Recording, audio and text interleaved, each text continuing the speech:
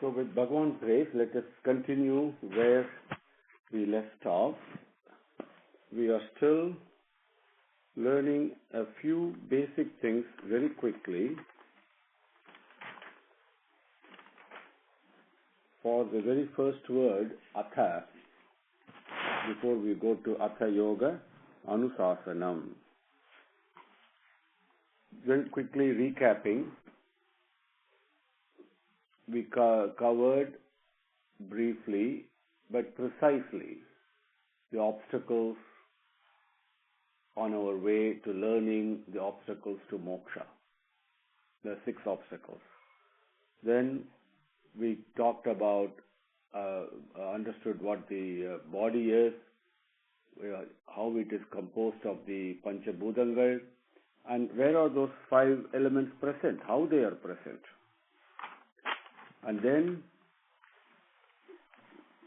we discussed briefly what is moksha, moha, chayam. And so we have an idea of what it is, even though we are not there yet. At least it's a goal. And moksha and karma. Karma as a pathway to moksha, very briefly, we talked about that. Then vidya and bhakti, we said there are 4 types of vidyas, right? Anuvikshaki, which is the vidya that discriminates between the temporary and the permanent, the anatma and the atma. Then we talked about trayi, which is the knowledge that takes us up to swargam. But then that is not paramapadam. So we have to, once we finish our merit balance, we have to come back, right? Then varta, which is like agriculture and the various businesses to generate resources and wealth to sustain our living here. And then 4th was Dandanidhi, which is an administrator or the ruler of a kingdom or a ruler of a society, those the knowledge that he has to have in order to manage a group of people. Then we have not come to 4 types of bhaktas and the virtues yet. The Arishta Vargas we spoke about, right? That is very important, the 6 Arishta Vargas. Then on top of that, we also talked about what Dambham is, what Darpam is, what Irshya is, and what Asuya is. That is very important. Now, today, let us look at, again, covering some of these things quite briefly and fairly rapidly, because I know that everyone is interested in starting the Sutra itself. 4 types of virtues. The mind, what is mind is the question that comes. We have discussed it several times, a bundle of desires. Mind is the one that makes you think that you are this body, and the mind is the one that's going after the senses towards the various sensual objects and then takes pleasure in enjoying them, also enjoys the misery out of seeking the sensual object. Now, mind is nothing but a bundle of desires, and it has got basically 3 qualities, 3 natures, and its quality is only one, its nature is only one, which is it can grasp only one thing at a time, and there are 3 qualities it has got. One is it is unsteady, and it is always moving from point to point, right? So not only it's unsteady, it's always on motion. And third thing is, it is what we call ignorance, which is, it is like if when you put a piece of dark black cloth over light, how will it be? The light will not be seen at all, right? So it is that ignorance that is really nothing but ego and ahamkaram and all that. So those are the 3 types of qualities the mind has. Now with that mind, and we're going to see in the Yoga Sutra how the Rishi talks about the importance of controlling the mind, right, and managing the mind. So very briefly I mentioned to you about what mind is. Necessary, we'll cover that a bit more detail later. But so what are the 4 virtues that, how do we use the mind to control? And a person has to have four virtues basically: Maitra, Karuna, Mudita, and upeksha. Maitra, karuna, mudita, upeksha. So, what is Maitra? Maitri, immediately we think friendship. Yes, that is correct. But not all types of friendship. It's a comrade, it's a friendship that we have with those people who are humble and good. When you have an affection to the glory and the stories of Bhagavan, that means you're friendly with Bhagavan, right? And those are all included in the word Maitra. Okay? Karuna, when you find somebody who's suffering, whether it is illness or whether it is hunger, doesn't matter, or somebody is suffering from mental worries or whatever, the kindness that you feel towards that person is karuna. What is mudita? Mudita, when you meet people who are good and who are charitable by nature, right? How happy you feel, and they're always involved in serving others. The happiness that you get when you come in contact with these people, that is mudita. Upeksha is non-involvement. Non-involvement, not in the sense of not caring about it, but you're unconcerned when violence takes place, with unconcerned with the act of the wicked, and you neither love those actions, or nor do you hate them. You are unconcerned, but you're still sharing your loving nature, but you know very well everything happens to the design of Bhagavan. Right? So with that approach, there is a certain sense of unconcern. Yes, that sense is upeksha. Upeksha is a very important thing to develop in life. Then there are 4 types of bhaktas that you all know about: arti, artharti, jignasu, and jnani. And arti is a person who prays to God, who turns to God when that person has got difficulties and miseries. So he wants Bhagavan to solve those miseries and get him out of it. Artharti, artha, arthi. So one who seeks wealth. This here it means basically monetary wealth. Those people are arthartis. Jignasu are those people who seek the spiritual knowledge, who want to know, what is the relationship between Bhagavan, Bhakta, and Prakriti. What is the relation, God and nature and man? What's happening? What is the purpose of life? What are we doing? So those kinds of spiritual knowledge that takes you to the Atma, to your indweller, people who are praying to Bhagavan for the sake of that knowledge, and Bhagavan will teach. Sakala Tattva Bodhakaya Namaha. So he will teach. And those people are jignasus. Jnanis are the devotees who see only Bhagavan everywhere, who experience Bhagavan everywhere. Now, some examples. Arti, people's miseries and difficulties. Some of the examples are Draupadi, Prahlada, Sakubai. Artharti, we have Dhruva, Arjuna. Then Jignasu, Uddhava, Radha, and among the jnanis, we have Sukha, Sanaka, and people like that. So just to give you an example. Okay? Now, we covered the Arishtavargas, we covered the Panchakosas, right? Annamaya Kosam and all that. And, right, we talked about which is important, if yoga is acquired by jnana, or both are equally important, but you cannot travel on both roads at the same time, right? And then is yoga acquired by jnana, or is jnana acquired by yoga? That question came, right? And the answer is obviously yoga gives jnana. Jnana means basically removal of the feeling of separation from Bhagavan. Immediately then you shine in the oneness.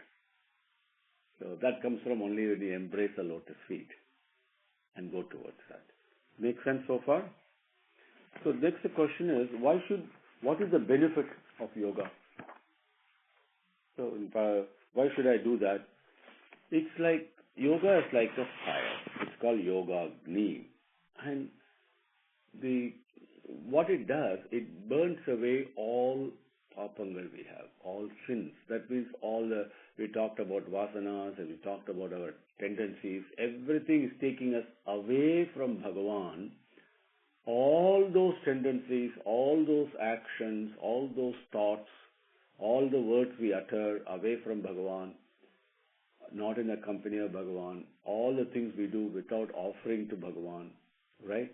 And everything and anything, it's really powerful. And all those are pulverized, they are dissolved, they are eliminated in yoga. Then you shine in nothing but purity, pavitram. Then the jnana takes birth there. It is already there, it reveals itself. Then the question comes, you mean to say really yoga has got so much power? Yes, why doubt it? It doesn't matter how much you learn, how much wealth you acquire, how much fame you have, how much scholarship that you have, and how much power you have, health you have, nothing. All these things are meaningless without yoga. And because the purity, the internal purity can be obtained only through yoga. Then we get the jnanam that leads to moksham. Yoga is the very foundation. Why do you say so? Why is yoga so important? I mean, can I not go directly and attain jnana and moksha and all that? We know in Bhagavad Gita, Vyasamuni calls everything, Adhyayam as yoga. There are so many yogas, infinite yogas are there actually. Why is it so important? Now, look, very simply, when there is a hurricane outside, when there's a storm, wind is blowing very hard, go and try to light a lamp. Will you succeed? Oh. Why? My mind is like that. Nothing but this hurricane winds are blowing in our mind all the time. So how can I even think of Bhagavan? Right? And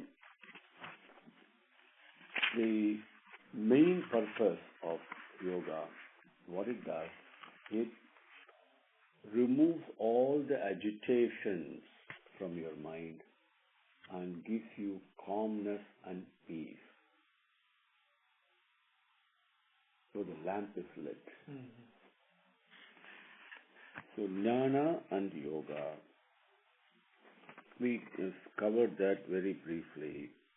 Now let us put some red lights into so that we know we should not go there. So that also I want to point out. When it comes, Swami, you say that yoga removes all sins, all papangal, everything gets eliminated. How is it? How does it happen? Very simple. When you take a kernel of rice, can you just go and eat it like that? It is not eatable. You have to boil it. And what do? You normally boil it over fire, which means basically agni, right? Yeah. Heat. And in the same way, the yoga, which is nothing but an agni, right? That boils and purifies your mind, all the internal, antakaranam, as it is called. And so, they also call tapas, because tapta means heat. Tapas means heat, right? Then the question is, there are so many people teaching Vedanta, Swami, but they all have realized the truth and experienced its reality of oneness. How can you say that? Very simple. You yourself can evaluate whether they all have realized. They see, do they really have purity of heart? Do they have purity of thought, purity of speech, purity of mind? And the purity that comes only when you experience Paramatma, only with Bhagavan. Only those people alone have the qualifications to teach Vedanta. Then what happens if people who don't have those qualities, they teach Vedanta? What is the effect of it? What is the benefit from it? How do you benefit? But you can, by hearing, you benefit to some extent. It is like the only benefit you get by listening to those people, or when somebody describes how tasty a food item is. That's all. It means nothing. It hasn't done anything. Unless you taste it, how do you know? That's all the only benefit that you get from it. And the purity of heart is very important. And purity of knowledge is very important. Then, Swami, yes, I understand all this. Then why do I need to do sadhana? What difference? I mean, if I have purity of knowledge, I get knowledge. I get jnanam. Why should I do sadhana to get it? Listen, my dear fellow, Bhagavan says, just because you have a rudder, does it mean that you don't need the boat? You have the boat. The boat has to ride. The mind and the body we have, that's a boat. The rudder is the jnanam, that's the sadhana that we are going to do so that it goes in the right direction. So, sadhana is very important. And now, Brahma Vidya and women, please understand that women and men are just different bodies, that's all, different boats, if you can call it that way. But everyone is equally entitled, equally eligible for the same Brahma Vidya, same moksha, if they follow the same discipline, same sadhana of purification of the internal organs, the antakarana, suddhi. Okay? So, there is no differentiation between men and women. There is no differentiation in terms of japam and namam. When we say, talk about when you decrease the letters, the aksharam in a mantra, does it become less powerful? Absolutely not. These are all misconceptions, misinformations. In fact, every mantra that you say, if you put the pranava mantra before that, it becomes very powerful. And everyone is entitled and eligible and must say the pranava mantra. That is the most important. We say Rama, we say Krishna, we say Om Namo Bhagavate Vasudevaya, whatever we say. Right? Everyone is entitled to do that. And the body is just external appearance, that's all. And some people give explanation physiologically, women are different, therefore they cannot say this, and vibration. That's all nonsense, absolute nonsense. Because any vibrations that take place is only beneficial vibration. So both men and women are equally entitled to undertake the sadhana and purification of the internal antakarana and obtain, through yoga, obtain the jnana, the discipline. Now, there are certain, we are going to talk about it, yamam and niyamam and all that. Obviously, because of our differences in physiology, right? Actually, if you go to any devotional gathering, you will see more women than men. Because women, even though they are considered the weaker sex, actually they are stronger in many ways. They are very stronger in determination. If they undertake an action, they will do it. They will have no doubt. They have much more faith. And it's a phenomenal creation. So when you look at it, physically man may be stronger, but mentally women are much stronger and much more faithful in what they believe. They have less vacillation than men. So because men vacillate more, they are weaker actually. So there are several things, and there are in the Vedic annals of Vedas, you will see several women rishis who have given us the Vedic mantras. So it is absolutely nonsense and incorrect to exclude women from the path of devotion and spiritual sadhana and yoga and all that. Now, one has to you apply common sense and also be wise. And what do you mean by that? You have to respect the fact that there are physiological differences. That's all. And that is only the boat. But the rudder is exactly the same. So what is tapas, Swami? Just very quickly touch upon that. I'm not going to delve into that in detail, but it's very important to understand. Tapas simply means purification of all the mental agitations that we have in our mind. Purification, simply said. Keeping the company of Bhagavan, okay? And keeping on trying and attempting and taking efforts to do that, right? And the more we try, the more we'll succeed. And that basically is tapas. And that produces tremendous heat. Literally, the so-called physical heat it produces. And that burns away all the other tendencies, the Arishtavargas and everything else get burnt away. The result is, the end of that, your senses really have no function. Right now, all our senses are all impelled and continuously they want to do their functions, right? But can I control that? Can I look at something and I control my eye from not seeing it, right? Hear something, especially hearing, it is so powerful. You may be doing some work in the kitchen or sitting down or something, and all of a sudden somebody mentions something, an interesting gossip in the next room, and that falls in your ear. What happens? Your mind goes after that, right? So, but can I control that? Can I shut my eyes and shut my ears, and even though I keep them open, right? Through tapas, yes, you can. The senses actually end their activities, and you become the master of your senses. Rishikesaha is what Bhagavan says. One word we say in Bhagavan, addressing Bhagavan is Rishikesaha. Rishikesa means one who has mastered all senses. Arjuna is called in Bhagavad Gita, Arjuna addresses Bhagavan as Rishikesa. And then Bhagavan in turn addresses them as Gudakesa.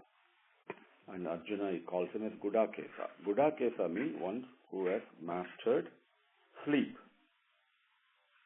So there are different types of tapas. There is the purification of your mind, purification of your speech, purification of your activities. That I refer you to very beautifully the 3 slokas in Adhyayam 17 in Bhagavad Gita that you can refer to. And we have covered that before, I'm sure, in one of our classes. If not, if you want me to take it up, I'll cover that for you again. Very briefly, the sattvic tapas, and then there are 3 types of sattvic, rajasic, and tamasic tapas, and that I'll cover right now very briefly for you. The sattvic tapas is where there is no desire or craving of the senses. That's very important. And you take moderate food and moderate sleep. They're all in tremendous control. And your mind is always yearning for the company of Bhagavan. And that yearning itself is an agony. Okay, agony of being separated from Bhagavan. I can't stand it. And that tapas is sattvic tapas. Rajasic tapas is when you actually put your body to tremendous difficulties. You make it weak by fasting, by standing in different yogic postures and some of the pictures we have seen. Those are all Rajasic tapas. If you do it without controlling your emotions and your mind, they are actually useless. But that is Rajasic tapas. And they don't help you to meditate upon your basic, the love that you are.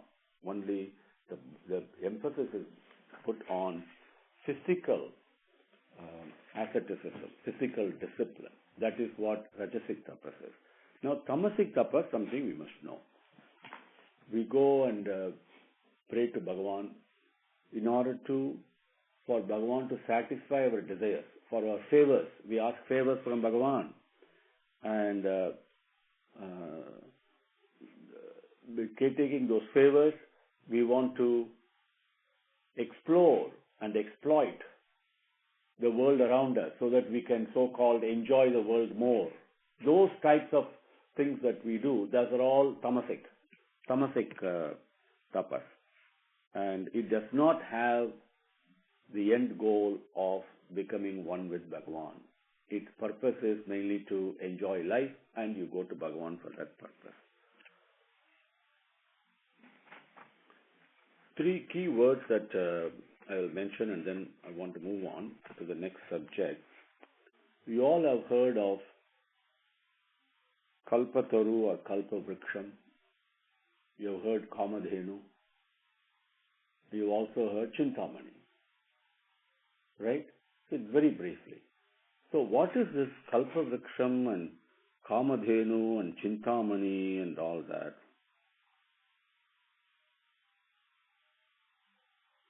You need to think about it very carefully. Kalpavriksham, immediately don't think it's a tree. Kamadhenu, don't think it's a cow. Chintamani, don't think it's a jewel. What does it really mean? Kalpavriksha siddhi. When you realize all your desires, that is called Kalpavriksha siddhi, fulfillment of all desires. That is what Kalpavriksha means. Kamadhenu means when you have subdued and sublimated all your desires itself. One is, we all have this. Suppose there is no desire. If I have subdued all of them, that is called Kamadhenu siddhi. Now, when you have no chinta, when you have no worry, no mental agitation, that is called Chintamani. Chintamani siddhi. Okay? Now, Ashtanga Yoga, briefly, and then we will take up the Patanjali Yoga Sutra.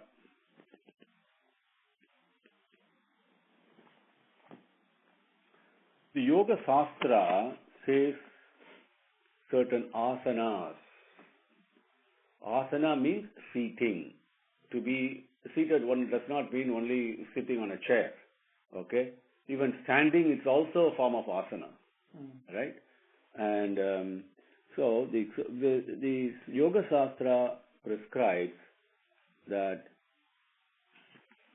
if you practice certain asanas, then what that does, see, mentally, if you look at it, comparing it with the classic example of you go to a pond and you throw a stone, immediately the ripples go.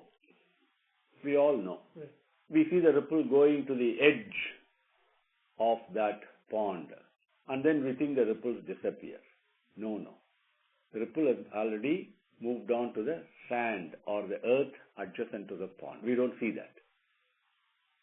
Just because we don't see that does not mean that does not exist. Same way we saw earlier in one of our classes, when a desire comes, that desire is a stone that's thrown into the lake of our mind. Immediately ripples are created.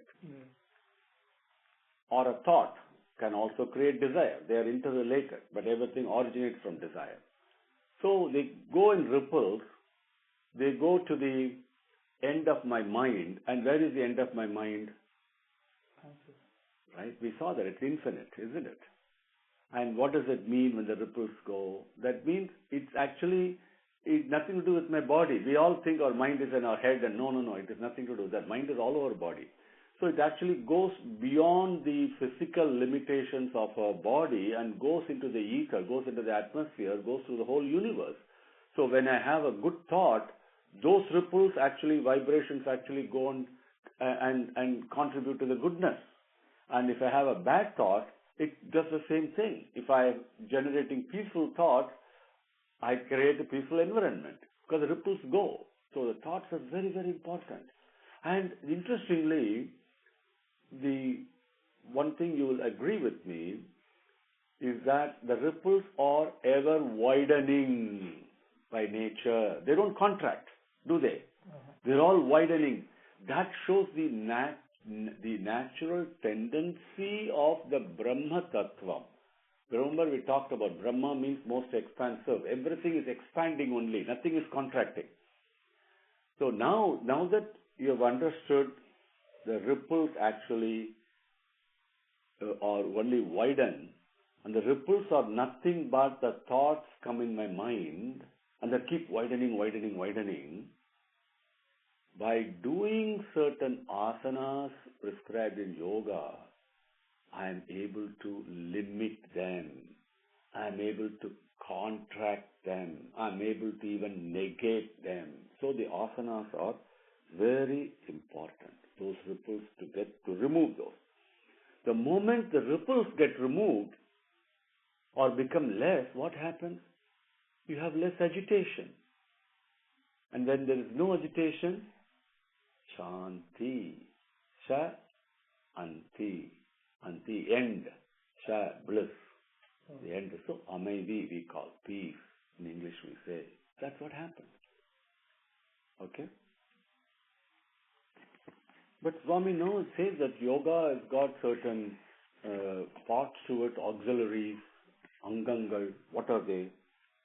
Yeah, there are 8 of them. Ashtanga yoga. Yamam, Niyamam, Asanam, Pranayamam, Pratyaharam, Dharana, Dhyana, and Samadhi.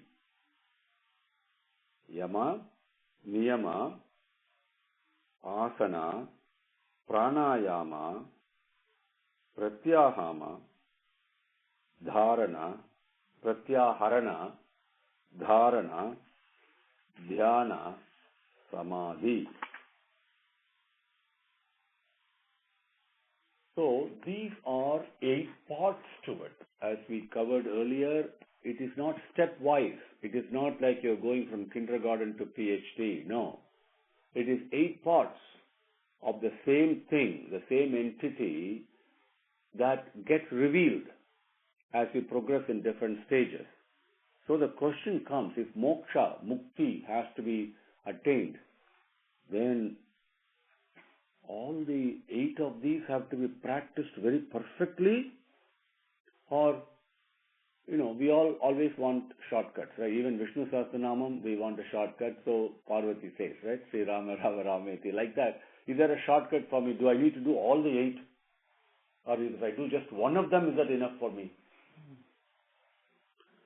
The answer is, moksha, mukti can be attained if the first 2, yama and niyama, are practiced. In fact, the whole universe is based and sustained and maintained only on the basis of yama and niyama. Then the question comes, Swami, you said ashtanga yoga. Is it the only yoga there? Or are there other yogas too? Then answer is, no, yoga is not just this one. No. There are actually 4 types of yogas out there. Even though I believe Bhagavad Gita, if you look at it, another way of looking at it, there are infinite types of yogas. But they all can be classified, grouped into 4 types. What are those? They are One is the mantra yoga, raja yoga, laya yoga, and hatha yoga. Mantra yoga, raja yoga, laya yoga, hatha yoga. But do they also have these 8 limbs, ashtangam, for them? No. See, my dear fellow, even though we have millions and billions of human beings, how many eyes do we all have? We all have only 2 eyes. Like that, to get the whole vision, right? Like that, even though there are so many yogas, the yama and niyama are the 2 eyes. And without yama and niyama, nothing can be visualized. Without your 2 eyes, you cannot see anything. Without yama and niyama, nothing can be visualized. The ultimate thing is you are purifying your mind, which means removing all the thoughts away from Bhagavan, only keeping the thought of Bhagavan there. That's the only Agni. That's the only thing that's going to purify it. So if I think only Bhagavan all the time, it is pure. To attain that, yama and niyama are not only essential, not only necessary, not only desirable, they are indispensable. Without yama and niyama, nothing can be achieved. My God, yama and niyama are so important. What are those? What do you mean? What do you mean by that? And do yama and niyama also have their own different subparts and all that? Please explain that to me. Now, in yama simply means we know yamam and niyamam and all the things we use colloquially. Okay, but one thing is to give up the attachment to the body, right? And that is actually called yama. Now, how to do that? How do you give up attachment to the feeling that I am this body, right? And niyamam simply means purity. So, first there is a do and a don't.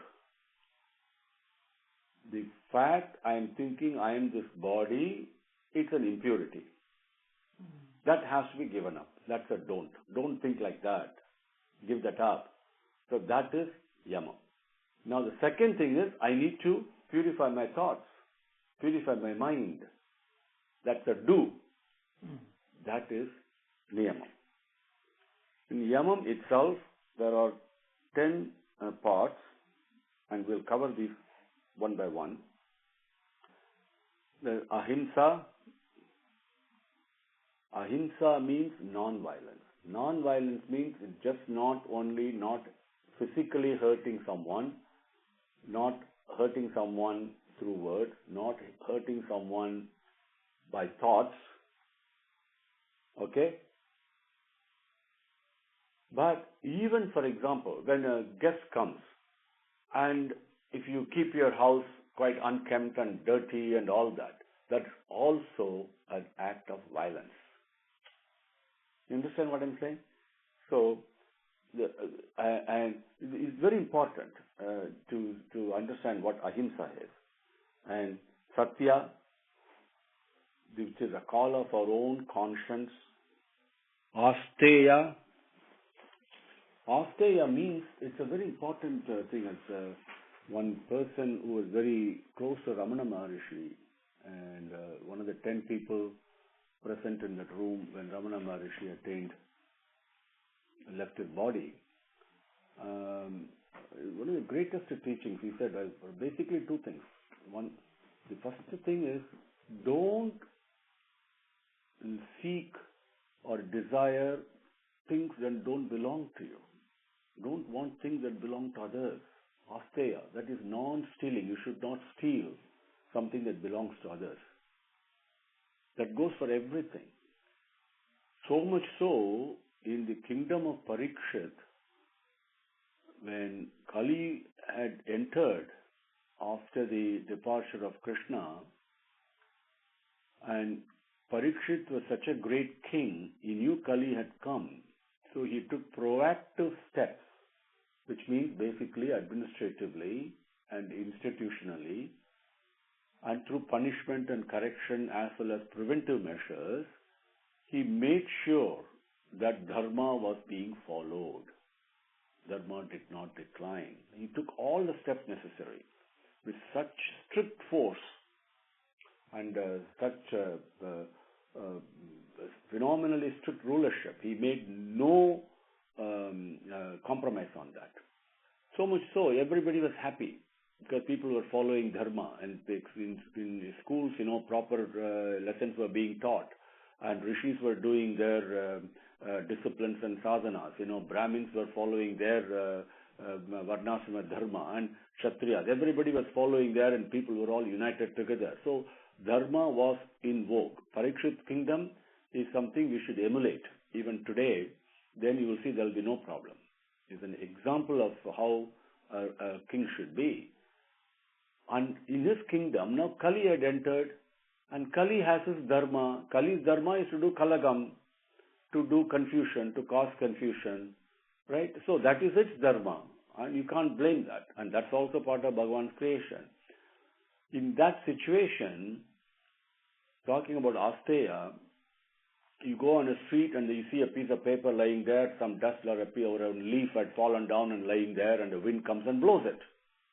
We are all used to that scene, right? In Parikshit's kingdom, the rulership was so dharmic and so strict, even the wind was afraid to move even one single leaf that had fallen on the ground from its place, for the fear of being accused of stealing. Asteya, not stealing. It was so, I was reminded of that anecdote, so I shared it with you. Asteya means non-stealing. So you have ahimsa, satya, asteya, brahmacharyam. Brahman acharyam iti brahmacharyam. So one who's always conducting himself in the company of Bhagavan. Daya. Daya is compassion, love.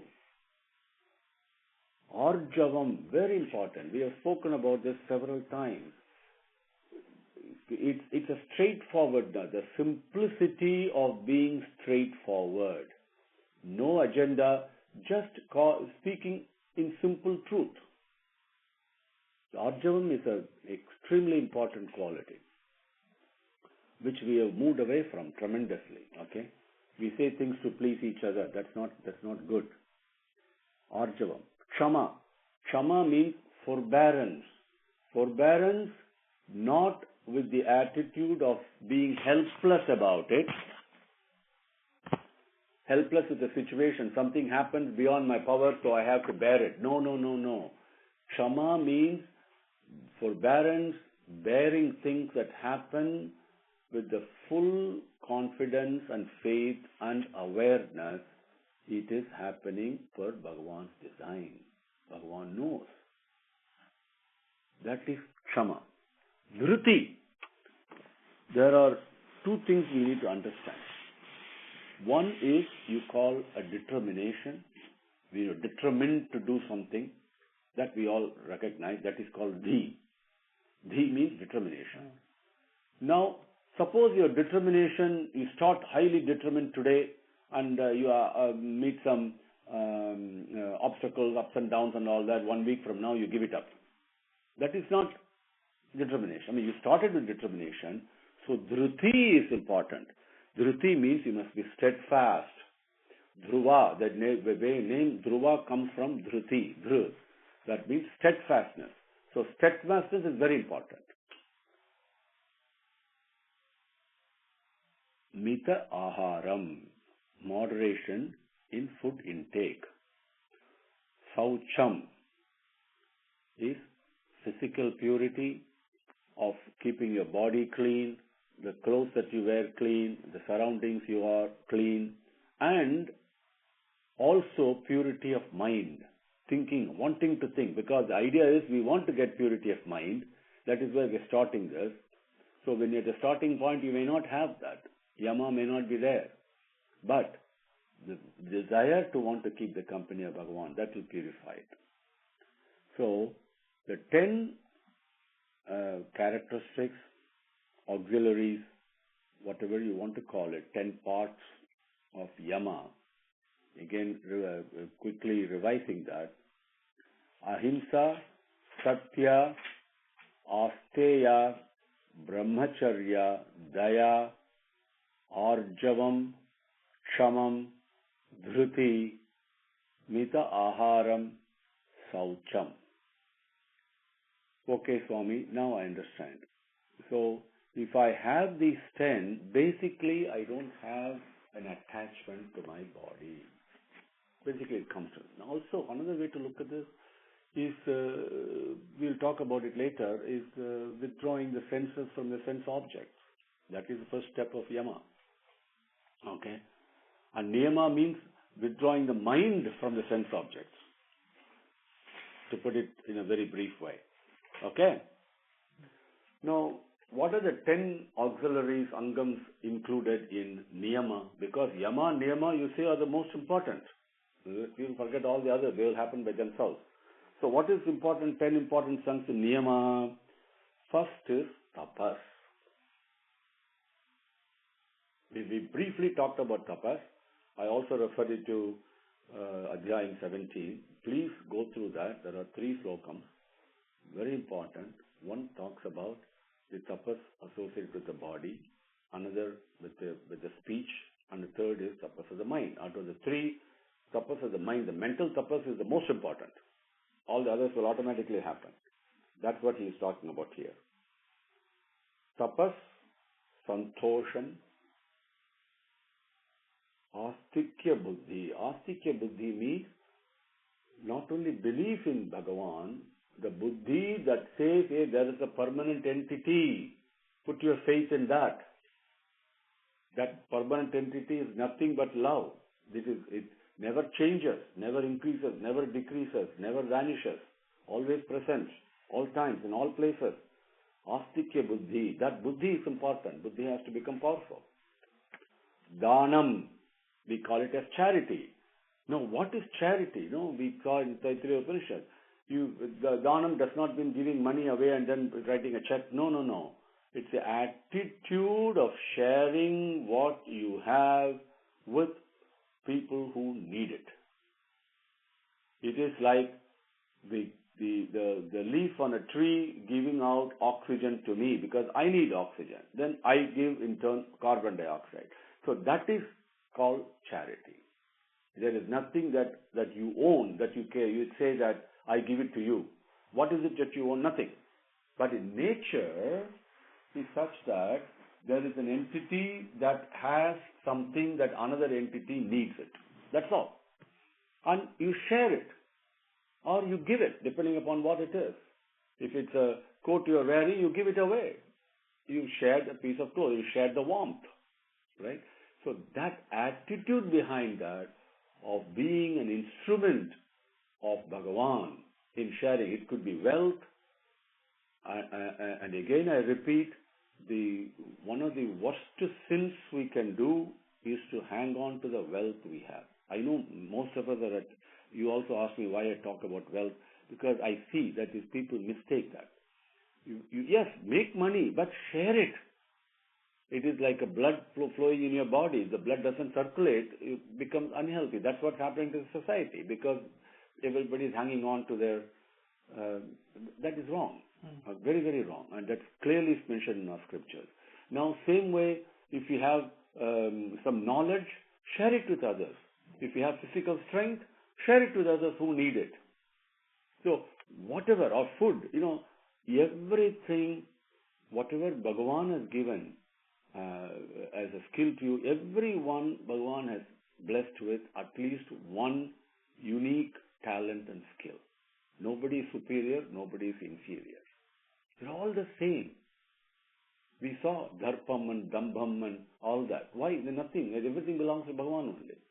So, utilizing that skill and the talent Bhagavan has given, then you share it with people where there is need. That is dhanam. Tapas, santosham, astikya buddhi, dhanam, Ishvara puja. We do that, worship, right? And Bhagavan himself came, Sriman Narayana himself came. That is why it is, when you go to Tirupati, you have a hill called Narayanadri. Because Bhagavan himself came. How to worship you, I don't know. In Bhagavatam and all, we see all the devotees say, I don't know how to worship you. He came and gave us the shortest upachara puja. So we do that. Right? So Ishvara puja we must do. You don't have to do shortest upachara puja. You can do whichever way you want with love. Like Kannappa Nayanar did. He did not do shortest upachara puja, right? But or Tirupananar, people like that. But puja we must do. As an expression of love for God. Ishvara puja. These are all mental related. Now watch, all these are mind related. So it's called purification of the mind. That is what Niyama is. Okay, that's where the purity is. Okay. Then Vedanta Vakya Shravanam. Vedanta Vakya Shravanam. Veda Anta Vakya Shravanam. Vedam means knowledge. Vedangal is the greatest blessing that has been given to humanity by Bhagavan himself. Nothing but the breath of Bhagavan. Now, that takes place in the form of sound. As our breathing is. Our breathing is also producing sound. And going back to men and women talking, can they say Pranava Mantram, Om? Some women, oh no, I'm not supposed to say Om and all. That's nonsense. Why it's nonsense? Because as we covered earlier, whether man or woman, the body, the both may be different, but the breathing that each one is doing only Pranava Mantram. The sound that breathing in and breathing out is only Pranava Mantram. So when that itself is part of it, why do you say you are prohibited from saying it? That is not. That's absolute nonsense. Okay, so please move away from it. Coming back here. So Veda Anta Vakya Sravanam. So Veda Antam. What is at the end of all this Vedangal, what is present? What is the end of education? Character, right? And the character is what? Nothing but Trikarana Suddhi. Trikarana Suddhi is what? Is when we are in the company of Bhagavan, one with Bhagavan. That is what it is. So Vedanta, Vakya, explaining that there are law pravachanangal, scriptures, and so those Vakya Sravanam, listening to that intently in humility, with Vinayam and Shraddhai, and with sincere desire to understand, to know. That is very important. One thing is to speak, the other things also, the listener must be fully committed to it, in the right attitude. That is Shravanam. Okay, Veda Anta Vakya, Vedanta Vakya Shravanam. Lajja, humility, okay. Mati means your buddhi, the thought process. Japam and Vratam. These are the 10 aspects of Niyama. Tapas, Santosham, Astikya Buddhi, Dhanam, Ishvara Puja, Vedanta Vakya Sravana, Lajja, Mati, Japam, Vratam. Then these are the two foundations on which the mansion yoga is built, and the mansion of moksha itself is. So, whoever is a yogi must be very well versed in these 20 attributes. Automatically you will have. If you think of Kanti Paramacharya, Arjavam comes, Daya comes, Satyam comes, Asteyam comes, everything is present. This is how you decide whom you want to learn from. The Guru is a very important thing. Coming back, that's another subject. Now, Yama and Niyama is very important. But Swami also said there are some asanas. No, yama and niyama are nothing to do with asanas, right? So what are those? What does it mean? And yes, there's asanas are. How many types of asanas are there? Oh, the answer is there are too many types of asanas. Many types. But the chief among them are only three. Siddhasana, Baddha Padmasana, Sarvangasana. Those are the three that are important. Now there are asanas like Mayurasana and the Paschimottasana and all that. But the main three are Siddhasana, Baddha Padmasana and Sarvangasana. Then, so what is the benefit from these asanas? If yama and niyama is enough, why should I do these? No, the asanas give you a beautiful, healthy body and enables, facilitates, helps your mind to concentrate for a long time. What about pranayama, Swami? How many types of pranayama are there? Because we talked about yama, niyama, asana and pranayama, right? So we'll quickly cover that for today. And then with Swami's grace, we'll take up the first sutra, continue with the first sutra next class, okay? So, how many pranayama types are there? There are also many types, but in the present world, most of them are impossible to practice because we are weak, we're mentally weak, right? Not like the previous yugas. So, what we have to do is to take those types of pranayama that only helps with our dhyanam, that helps us in our dhyanam. And the simplest pranayama is Lagu pranayama. Very simple system of breath control. Now in Bhajagovindam, we also talked about pranayama. It is not swasayama. Pranayama means really taking in all the things in our life, okay, and filtering it out. Udanam. We have to go upwards, become subtle, take the good things in all the things we hear, and letting out all the things that are not beneficial. In that process, we lift ourselves spiritually. That is pranayama. Okay? But in the common sense of understanding, breath control, if you want, which is actually swasayama, but people may take it as pranayama. So in that sense, let us proceed on that way of explaining. So, the very simple is Lagu pranayama. How to practice it, Swami? Very simple. Oh, good. Purakam, which means inhaling. 2 seconds. Let me repeat because I think, no problem. Are you okay? Yeah. So, Purakam, 2 seconds of breath inhaling. Once you inhale, and Kumbhakam, which is you hold it for 8 seconds. And then you exhale it, called Rechakam, 4 seconds. 2, 8, 4. Now, to attain this, if you do this all the time, you are in Samadhi all the time. To get this, you have to practice with equal. To start with, inhale, hold, exhale with equal amount, 1 to 1 to 1. And then slowly you can practice it. Now, what is pratyahara? How many types of pratyahara are there? Pratyahara means basically pulling back.